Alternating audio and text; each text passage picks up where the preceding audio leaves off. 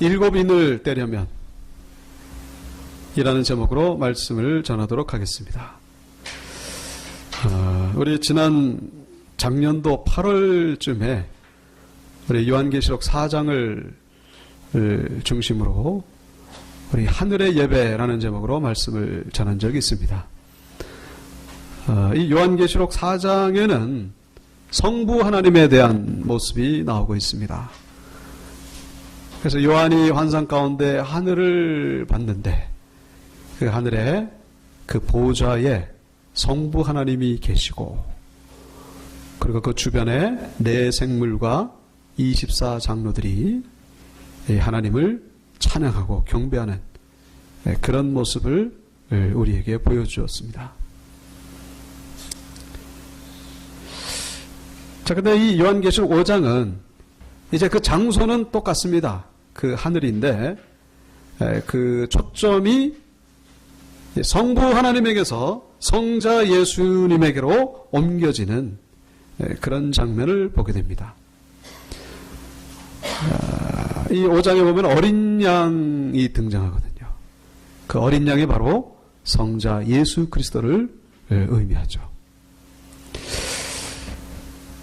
자, 그 4장에 나오는 성부 하나님은 이제 모든 만물을 그 하나님께서 통치하신다. 그리고 이제 그 6장부터 보면은 그 하나님의 심판이 시작되는데 모든 그 심판이 바로 우리 성부 하나님에게서부터 시작된다는 것을 이제 말씀하시기 위함이죠. 자, 근데 이제 이 요한계시록 5장에 와서는 이제 그 한 가지 그 문제가 생겼습니다. 그 문제가 뭐냐면은 이제 4장까지는 정말 이 요한이 그 감격스럽게 하나님의 그 영광된 예배 모습을 봤습니다만은 5장에 와가지고 이제 브레이크가 걸리게 된 거예요. 뭐냐면은 이제 그 성부 하나님의 오른손에 두루마리 하나가 있습니다. 요즘 말로 하면 책이죠. 책. 옛날에는 이제 두루마리 형태였으니까. 그 두루마리가 글자가 써 있는데 앞뒤로 그냥 아주 빽빽하게 써 있는 거예요. 근데 문제는 이 두루마리가 이 봉인이 됐다는 거예요. 말하자면은 이게 아무나 열어보지 못하도록 이렇게 그 극비 문서처럼 그게 자물쇠로 채워졌다는 거예요. 그냥 봉인이 난 게 아니라 7인으로 이렇게 봉하였다. 7이라고 하는 것은 완전수지 않습니까? 그러니까 완전히 봉인이 된 거예요. 그래서 그러고 있는데 갑자기 어떤 천사의 음성이 들립니다. 힘센 천사. 2절에 보면 힘 있는 천사가 큰 음성으로 뭐라 그러냐면은 누가 저 7인을 떼가지고 저 두루마리를 볼 수 있겠느냐? 저 두루마리를 뗄 자가 있겠느냐? 그 음성이 요한에게 들리는 거예요. 그래서 요한이 저거를 뗄 사람이 없단 말인가? 그런 생각으로 두리번 돌아봅니다. 그런데 하늘 위에나 땅 위에나 땅 아래나 그 7인을 떼가지고 두루마리를 펼쳐볼 수 있는 사람이 없다는 것을 발견하게 되고 그 자리에서 큰 소리로 아주 그냥 통곡을 하면서 웁니다. 자, 그런데 다행스럽게도 4장에 나왔던 그 24장로 가운데에 한 장로가 와가지고는 요한을 위로하는 거죠. 울지 말아라. 저 7인을 떼가지고 펼쳐 보일 자가 있다. 바로 유다 지파 가운데의 사자인 그 어린 양 다윗의 뿌리가 바로 그 7인을 떼고서 펼쳐 볼 것이다. 그 얘기를 하는 거예요. 그래서 이렇게 보니까 진짜로 어떤 어린 양 한 마리가 딱 나타났는데 그 양이 와가지고는 하나님의 오른손에 있는 그 두루마리를 이렇게 취하는 거예요. 취한다는 게 이제 받는다는 얘기죠. 그래서 그 두루마리를 받자마자 이제 그 6장에 가서 이제 인을 뗍니다. 인을 이제 떼는데 5장에서는 그 두루마리를 받는 동시에 그 주변에 있던 그 네 생물과 24장로 그리고 천사들 그리고 그 모든 피조물들이 그 두루마리를 취하는 어린 양을 향해서 새 노래를 부르면서 찬양과 경배하고 있는 그런 모습을 우리가 5장에서 볼 수가 있습니다. 자, 우리는 이 본문에서 우리가 한 가지 이제 질문을 던질 수 있는 것이 이 왜 요한이 이렇게 울었을까 하는 것이죠. 그냥 운 것도 아니고 아주 큰 소리로 4절에 보시죠. 내가 크게 울었다. 그냥 이 일곱 인으로 돼서 그냥 못 보게 됐다. 심각하게 끝날 수도 있는데 왜 요한이 그것을 보고서 아주 크게 울었을까? 도대체 어떤 내용의 책이길래 이 상황 속에서 요한이 이렇게 울었는가 하는 것이죠. 우리는 여기서 이제 그 구약 성경에 가보시면은 그 오늘 본문의 1절에 나오는 그 환상, 그러니까 하나님 오른손에 그 두루마리가 있는 그 모습을 이미 구약 성경에서 어떤 선지자가 그 환상을 똑같이 본 적이 있습니다. 그게 누구냐면은 바로 에스겔 선지자예요. 에스겔은 요한 이전에 이미 700년 전에 있던 분이에요. 근데 이 에스겔은 오늘 요한이 본 환상을 이미 벌써 본 적이 있습니다. 거기에는 그 책에 어떤 내용이 나와 있는지를 우리에게 보여주고 있죠.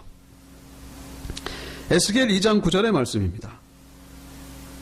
내가 보니 보라 한 손이 나를 향하여 펴지고 보라 그 안에 두루마리 책이 있더라.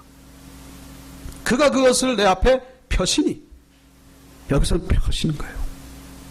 그 안팎에 글이 있는데 그 위에 뭐가 기록됩니까? 애가와 애곡과 재앙의 말이 기록되었더라. 똑같죠? 오늘 본문에는 이렇게 봉인된 것이고 에스겔에 나오는 그 내용은 이게 펼쳐진 거예요. 그러니까 에스겔에 나오는 그 한 손은 하나님의 손이죠. 하나님의 손 안에 그 두루마리가 있습니다. 그 두루마리의 안팎에 글이 있는 거예요. 근데 그 안에 내용이 이미 보여진 거예요. 그러니까 이 요한은 이미 이 내용을 알고 있었다라고 우리가 생각해 볼 수가 있습니다. 그러니까 에스겔 선지자가 본 그 두루마리의 내용, 그러니까 애곡과 애가와 재앙, 이 세 가지를 한마디로 하면 뭐겠습니까? 하나님의 심판이죠. 하나님의 심판에 대한 내용이 이 두루마리에 있다는 것을 요한이 알고 있었다는 거예요. 그러니까 하나님의 심판이라고 하는 건 뭡니까? 다른 말로 우리 성도 입장에서는 구원이죠. 성도 입장에서는 구원이고 믿지 않는 자들에게는 심판이고, 그리고 그것을 또 다른 말로는 하나님의 나라가 임하는 그런 내용의 책이라고 말할 수 있습니다. 그러니까 지금 이 요한계시록 5장의 1장에서 본 요한이 본 그 책은 바로 하나님의 구원 역사, 하나님의 그 심판의 역사, 하나님의 나라가 임하는 그 모든 내용이 기록된 책이라는 것을 알 수가 있는 것이죠. 자, 그런데 이 요한이 근데 왜 울었냐 하는 것이죠. 뭐 꼭 울 필요까지 있느냐? 그건 뭐 애도 아니고 뭐 어른이 뭐 그걸 가지고 그렇게 우냐? 응? 단지 어떤 궁금해가지고 우는 것은 아닙니다. 그 뭐 궁금하다가 울겠습니까? 근데 우리가 그 사도 요한의 그 때로 우리가 돌아가 보면은 요한이 왜 울었는지를 우리가 이해할 수가 있다는 거예요. 자, 요한의 때는 어떤 때입니까? 한마디로 육신적으로 안 좋은 때예요. 아주 그 기독교의 핍박이 극에 달했던 때가 바로 요한의 때입니다. 예수 믿는다는 이유 한 가지만으로 죽음을 당하고 옥에 갇히고 아주 무서운 핍박이 임했던 때. 구체적으로 그 요한이 요한계시록을 쓸 때가 바로 도미티아누스라고 하는 그 로마 황제가 다스리던 때인데, 이 도미티아누스 황제는 네로 황제에 이어서 아주 그 기독교를 핍박했던 아주 무섭고 잔인한 왕입니다. 자기가 신이라는 거예요. 자기가 신. 내가 주다 그런 얘기예요. 근데 기독교인들 입장에서 뭡니까? 예수가 주죠. 하나님이 주고, 응? 왕을 주라고 할 수가 없는 거예요. 그건 우상숭배니까. 그러니까 예수님을 주라고 하니까 그냥 잡혀가는 거예요. 사자밥이 되든지 십자가에서 죽든지 아주 무서운 고통이 임했던 그런 때. 요한도 마찬가지로 지금 그 이유 때문에 이 그 지중해에 보면은 그 반모라고 하는 섬이 있어요. 그 섬에 지금 유배돼 와가지고 지금 환상 가운데에 계시록을 쓰고 있는 것이죠. 자, 예수 믿음 하나만 가지고 지금까지 달려온 거예요. 무서운 핍박과 무서운 죽음의 위협이 있음에도 불구하고 이들이 견뎌낼 수 있었던 것은 뭡니까? 오직 한 가지. 바로 천국에 대한 소망. 하나님이 이 땅을 심판하실 것이다. 여러분, 4장에 보면은 그 보좌에 하나님이 계시잖아요. 그 보좌라고 하는 것은 그 의자. 이게 뭐 통치의 의미가 있는 거예요. 통치. 그래야 그 저기 재판장에 보면은 그 판사가 앉아 있는 그 의자. 그 의자는 의미가 다르죠. 거기서 결정이 나는 겁니다. 그래서 죄인이냐, 의인이냐, 응? 사형이냐, 무죄냐, 거기서 결정이 나는 거예요. 당시 로마 황제가 앉아 있는 그 의자 뭡니까? 로마 황제가 온 모든 만물을 다스린다. 그렇게 사람들이 생각하고 있었어요. 근데 4장에서 하늘에 거기 보니까 보좌에 하나님이 계신데, 그 보좌는 이 로마 황제의 보좌와는 비교할 수 없는 그런 영광의 모습으로 보였다는 거예요. 그러니까 무슨 얘기입니까? 이 세상을 통치하고 다스리는 자는 로마 황제가 아니라 누구? 하나님이시라는 것을 4장에서 깨닫게 된 거예요. 뭐 이미 알고 있었지만은 그거를 보면서 확신을 가지고 위로를 얻었다는 말이에요. 위로를 얻었습니다. 그렇구나. 내 믿음이 이게 헛된 게 아니구나. 내가 지금까지 잘 견뎌왔구나. 자, 근데 문제는 뭡니까? 문제는 그 다음이 문제예요. 그 다음이. 하나님이 이제 그 하나님의 구원과 심판에 대한 그 내용을 요한에게 보여줄 듯 하면서, 두루마리를 통해서 보여줄 듯 하면서 그거를 딱 닫아버리는 거예요. 자, 그러니까 이 요한은 이거 어떻게 된 거야 도대체? 이 분명히 하나님의 이 심판과 구원의 역사가 이제 진행이 되려고 하는데 왜 닫은 걸까? 왜 닫은 걸까? 이 요한의 마음 가운데에 궁금증도 있었지만은 인간적으로 의구심도 들었을 것이라고 생각해 볼 수가 있는 거예요. 이렇게 해서 끝나는 게 아닌가? 혹시 이렇게 그냥 끝나는 것은 아닌가? 저 로마 황제가 그냥 계속해서 영원히 그냥 다스리는 거 아닌가? 우리 기독교인들이 그냥 영원히 이렇게 그냥 계속해서 핍박받으면서 그렇게 끝나는 건 아닌가? 요한의 마음 가운데 그런 생각이 들었을 수 있었다는 거예요. 그러니까 이 궁금증은 보통 궁금증이 아닌 거예요, 지금. 도대체 이게 어떻게 되는 거냐? 여러분, 옛날에 요즘은 안 그렇습니다만 영화관에 가가지고 영화 보다가 갑자기 그 영사기가 고장 나가지고 필름이 뚝 끊기는 적이 있잖아요. 그럴 때 막 그냥 관중석에서 막 소리가 막 지르고 그렇잖아요. TV도 재밌게 보다가 갑자기 뭡니까? 정전이 딱 돼가지고 그 다음에 어떻게 됐나? 그 다음 궁금하지 않습니까? 제가 설교 준비를 하다가 언젠가 그 찾던 자료가 있었어요. 열심히 찾다가 겨우 찾았습니다. 야, 드디어 찾았구나. 그래가지고 이제 더 자세히 보려고 클릭을 딱 했습니다. 딱 했더니 무슨 메시지가 뜨는 거예요.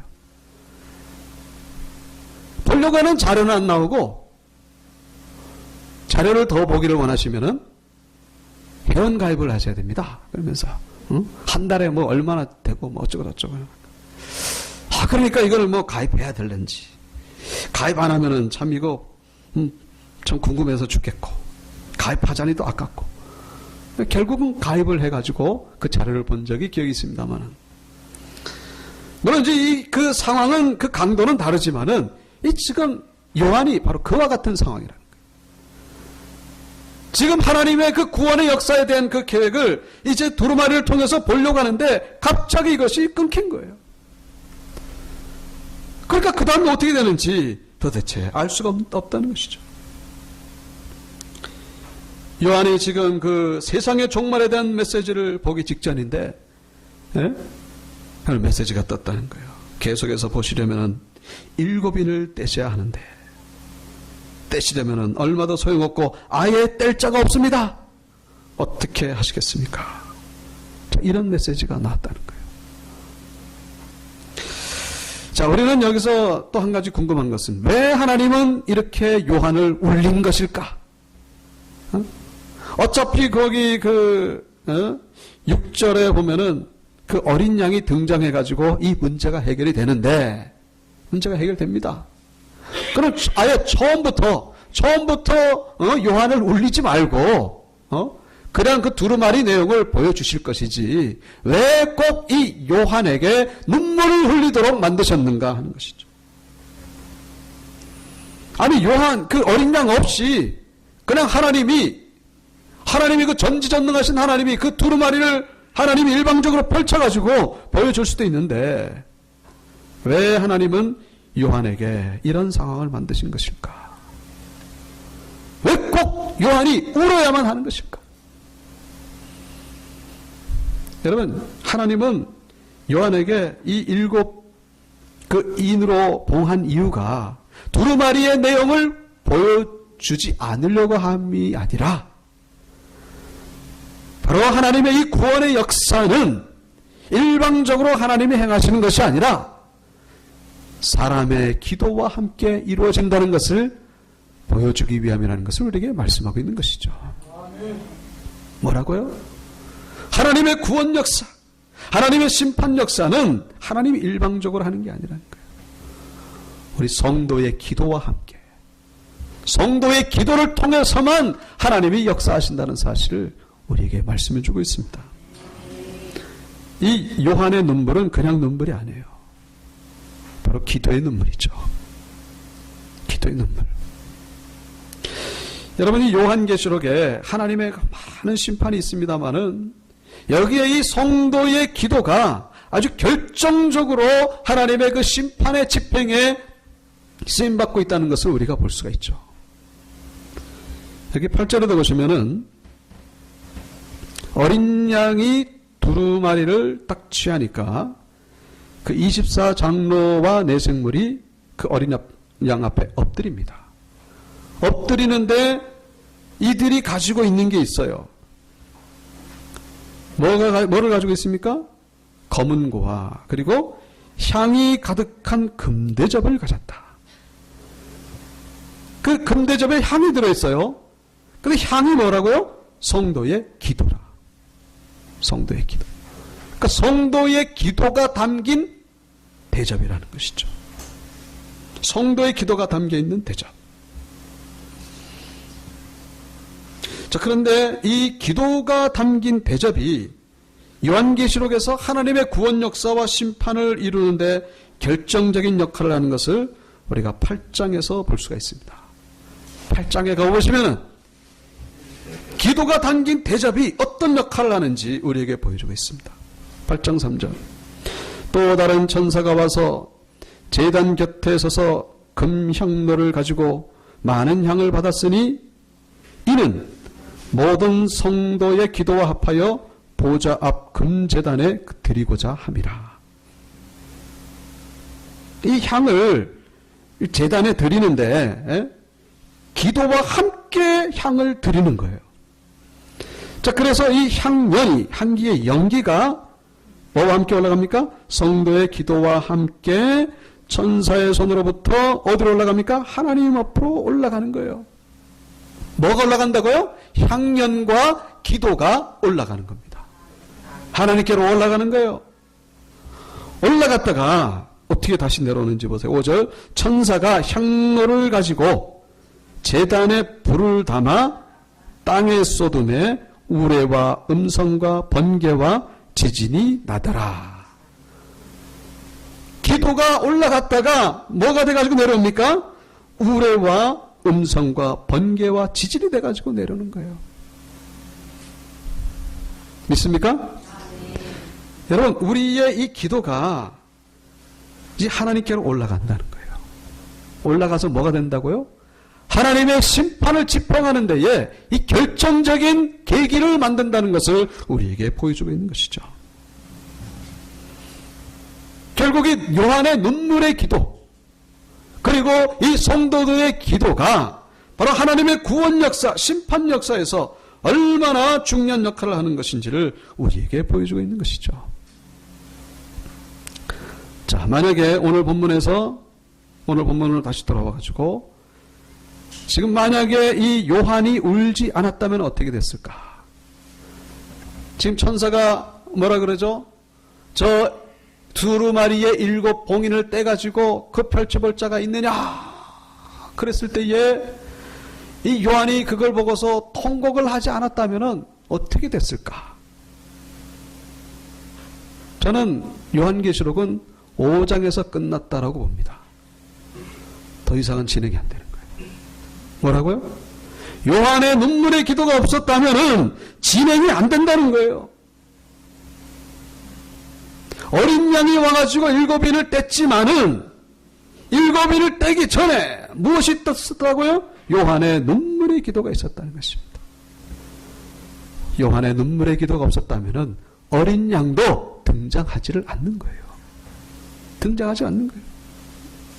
하나님은 지금 이것을 기다리고 있었다는 거예요. 뭘 기다리고 있었다고요? 요한이 눈물의 기도를 드리기를 기다리고 있었다는 것입니다. 일방적으로 하나님이 행하시는 것이 아니라 성도의 기도와 함께 행하시는 것이기 때문에 기다리는 거예요.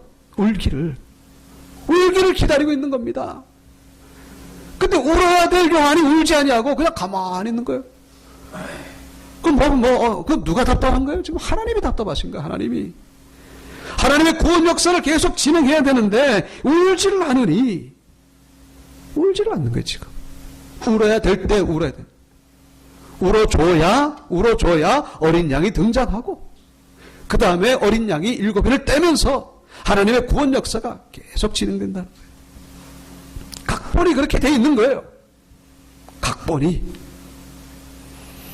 그래서 여기 그 5장 이 4절과 5절 이 요한이 울고 그리고 장로가 와가지고 위로하고 요 2절, 이 2절이 요한계시록에서 차지하는 그 분량도 참 작지만은 그러나 이것이 바로 하나님의 구원 역사에 물꼬를 트는 그런 계기가 된다는 것을 우리에게 보여주고 있죠.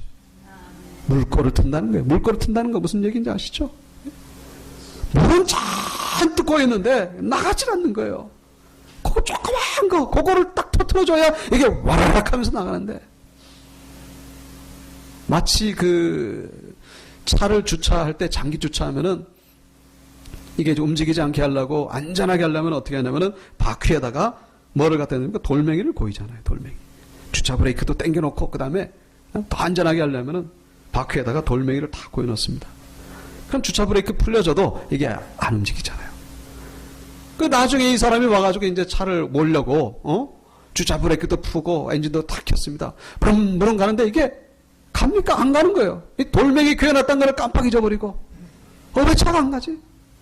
뭐 다 정상이에요. 뭐 연료도 있고 지금 엔진도 켜져 있고 주차 브레이크도 풀었고 다 됐는데 안 나가는 거예요. 안 나가는 거예요. 그 지나가는 사람이 여기 지금 여기 바퀴에 지금 돌멩이 있다고. 그러면서 내려와가지고는 돌멩이를 치우는 거예요. 여러분, 돌멩이 치우는 것 지금 그런 역할을 하고 있다는 것입니다. 세례 요한의 눈물의 기도를 통해서 하나님의 구원 역사가 이루어지고 있는 것을 볼 수가 있는 것이죠. 사랑하는 여러분, 여러분의 삶 가운데에 예? 이런 애통의 눈물이 있게 되기를 축원합니다. 여러분의 삶 속에서 이 그 7 봉인된 두루마리가 있을 줄로 압니다. 여러분의 삶 속에서 묶여있는 게 있다는 거예요. 여러분의 물질에 지금 7 봉인이 되어 있다는 것입니다. 하나님이 그렇게 하신 거예요. 하나님이 뭘 기다리실까요? 눈물의 기도를 기다리고 계신다는 것입니다. 여러분, 눈물의 기도를 통해서 그 봉인이 떼어진다는 사실을 기억하시기 바랍니다. 하나님이 기다리고 계시는 거예요. 여러분의 사업에 지금 7 봉인이 되어 있습니다. 묶여있는데 이걸 풀 수가 없어요. 여러분의 앞길이 지금 7 봉인이 되어 있습니다. 꽉 묶여 있습니다. 그걸 풀려고 하는데 풀 수가 없어요. 인간의 힘으로는 풀 수가 없다는 거예요. 오직 무엇으로만 풀 수 있다고요? 눈물의 기도. 여러분, 기도해 줘야 될 때입니다, 이제는. 예? 그 기도가 아니고서 풀 수가 없어요. 기도하라는 거예요, 기도. 눈물의 기도. 하나님의 구원 역사. 여러분, 이 요한계시록 5장에 나오는 이 하나님의 구원 역사는 온 우주 만물에 대한 그런 구원 역사만이 아니라 여러분의 각자 개인을 향하신 구원의 역사도 포함된다는 사실을 잊어서는 안 된다는 것이죠. 하나님의 개인을 향하신 구원 역사. 그 7 봉인이 되어져 있어요. 요거 풀려면 어떻게 해요? 기도해야 된다는 거예요, 기도. 그 기도도 안 하고 그냥 멀쩡하게 가만히 있습니다. 가만히 있어요. 풀려지질 않는 것이죠. 자, 그래서 7 인을 떼려면, 오늘 말씀의 제목이죠. 7 인을 떼려면 뭘 해야 된다고요? 눈물의 기도가 있어야 될 줄로 믿습니다. 눈물의 기도. 두 번째는 뭘까요? 그 다음에 눈물의 기도 다음에 뭐가 등장합니까? 어린 양 예수 그리스도께서 떼주셔야 된다는 거예요. 눈물의 기도 다음에는 예수님께서 등장하십니다. 자, 여기서 이 두루마리가 뭘까요? 두루마리가 7 봉인이 된 두루마리. 이 두루마리는 바로 하나님의 말씀, 곧 성경 말씀이라고 말할 수 있습니다. 성경책 66권. 바로 여기는 요한계시록도 포함된 것이죠. 자, 그러니까 이 세상 지구 위에 하나님의 구원 역사, 심판 역사에 대한 계획이 쓰여져 있는 책은 오직 하나밖에 없죠. 뭡니까? 성경책밖에 없는 거예요. 뭐 다른 거는 얘기할 수가 없어요. 물론 이 요한 때에는 구약 성경만 있고 신약 성경은 아직 없었다라고 얘기를 할 수 있겠지만은 요한이 보는 거는 미래까지 다 포함되는 거예요. 미래까지.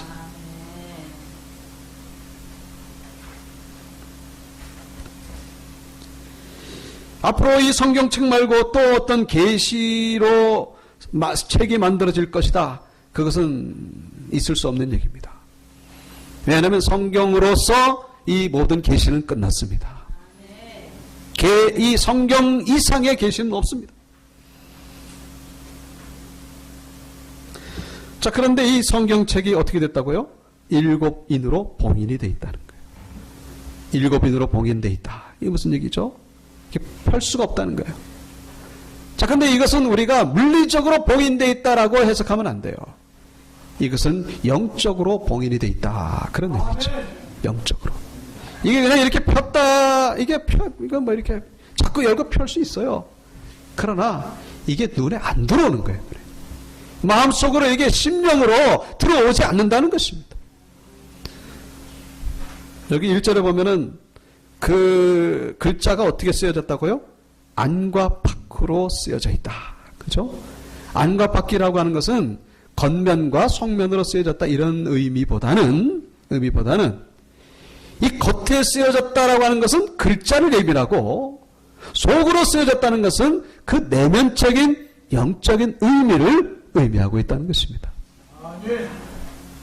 그 글자만이 아니라 글자 속에 있는 하나님의 메시지를 볼 수 있을 때에 비로소 이 인이 떼어졌다라고 말할 수가 있다는 것이죠. 여러분, 하나님 믿지 않고 예수 그리스도를 믿지 않는 자들에겐요, 이 성경책을 한번 읽어줘도 무슨 얘기인지를 몰라요. 무슨 얘기인지를 모릅니다. 이 성경책은 머리가 좋아가지고 이해하는 것도 아니고 경험이 많아가지고 이해하는 것도 아니에요. 무슨 언어학자라고 그래가지고 성경을 이해하는 것이 아니라 오직 어떤 사람? 어린 양. 오늘 본문에 나오잖아요. 어린 양. 어린 양이 떼주는 사람. 근데 그 어린 양이 어떤 양이라고요? 여기 6절에 나오죠. 죽음을 당한 것 같더라. 죽음을 당했다는 게 뭐예요? 바로 십자가의 죽음이죠. 십자가의 죽음. 이 성경책이라고 하는 것은 오직 예수 그리스도의 십자가를 통해서만 해석이 된다는 것을 우리에게 말씀해 주고 있습니다. 예수 그리스도께서 십자가에서 죽지 않았다면 이 성경은 영원히 비밀이라는 거예요. 7 봉인으로 돼 있는 것과 같이. 겉으로는 멀쩡하게 펼치지만은요, 이거는 영원히 수수께끼라는 거예요. 오직 무엇을 통해서만 가능하다고요? 십자가에서 죽으신 예수 그리스도를 통해서만 성경이 해석이 된다는 거예요. 그렇지 않고서는 풀 수가 없어요. 풀 수가.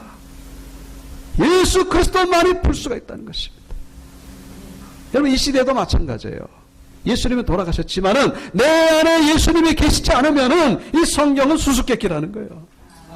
이 성경은 7인으로 봉해져 있다는 것입니다. 이거는 나와는 상관이 없는 거예요. 그래서 예수가 내 안에 들어오실 때에, 예수가 나의 구조가 될 때에 비로소 안과 파키 해석이 되는 거예요. 안과 파키. 예수가 내 안에 오기 전에는요, 그냥 겉면, 우리 수박 겉핥기시라 그러잖아요. 그냥 글자만 보는 거예요. 누가 어땠고 누가 저땠고 어디에서 어떤 일이 났고 그냥 그걸로 끝나는 거예요. 그래서 so what? 그래서 나에게 무슨 의미가 있느냐? 그래서 하나님과 나에 무슨 의미가 있느냐? 아무 의미가 없다는 거예요. 아무 의미가. 고린도후서 3장 14절 16절. 그러나 그들의 마음이 완고하여 오늘까지도 구약을 읽을 때에 그 수건이 벗겨지지 아니하고 있으니 그 수건은 그리스도 안에서 없어질 것이라. 오늘까지 모세의 글을 읽을 때에 수건이 그 마음을 덮었도다. 그러나 언제든지 주께로 돌아가면 그 수건이 벗겨지리라. 이 수건이 결국 7인이죠. 수건이 눈앞에 딱 있으니까 아무리 갖다 대도 이게 안 보이는 거예요. 수건이 벗겨져야만 보는 거예요. 그 수건이 어떻게 가는데 벗겨진다고요? 주님께로 돌아갈 때, 예수 그리스도께로 돌아갈 때 비로소 성경이 우리 눈에 들어오기 시작한다는 것입니다. 사랑하는 성도 여러분, 이것이 우리에게 주는 의미가 뭘까요? 여러분, 말씀이 열릴 때에 우리의 삶이 열리게 된다는 것을 말씀하고 있습니다. 말씀이 열리지 않으면 삶이 열리지가 않는 거예요. 꽁꽁 묶여 있는 겁니다. 여러분의 삶이 왜 묶여 있는지 아십니까? 말씀이 열리지가 않아서 그래요. 내 심령 가운데 말씀이 들어오면서부터 그때부터 여러분의 삶이 열리게 된다는 거예요. 하나님과의 관계를 회복하시기 바랍니다. 뭐를 통해서? 말씀을 통해서. 여러분의 신앙 속에서 성경책이 7인으로 꽁꽁 묶여진 분이 있어요. 어떤 분은 하나는 떼정 써요. 하나 정도는. 그래가지고 한 6개 정도? 아직 멀었습니다. 어떤 분은 한 2개는 뗐어요. 그래가지고 한 5개 남았어요. 그래도 안 돼요. 그래도 안 됩니다. 물론 제가 지금 말씀드리는 것은 조금 그 농담이죠. 완전히 다 떼든지 안 떼든지 둘 중에 하나지 어중간한 건 없다는 거예요. 예수가 내 안에 들어오면은 7인은 다 떼진다는 것입니다. 그때 비로소 우리의 삶이 열리게 된다는 것이죠. 말씀이 열릴 때에 우리의 삶이 열리고, 그리고 어떤 일이 벌어집니까? 바로 9절에 나오죠. 그때부터 뭘 부르기 시작하는 거예요? 새 노래를 부르게 된다는 것입니다.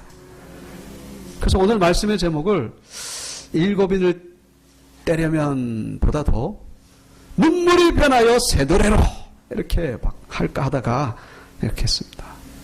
뭐라고요? 눈물이 변하여 새 노래로. 따라 보실까요? 눈물이 변하여 새 노래로. 믿습니까?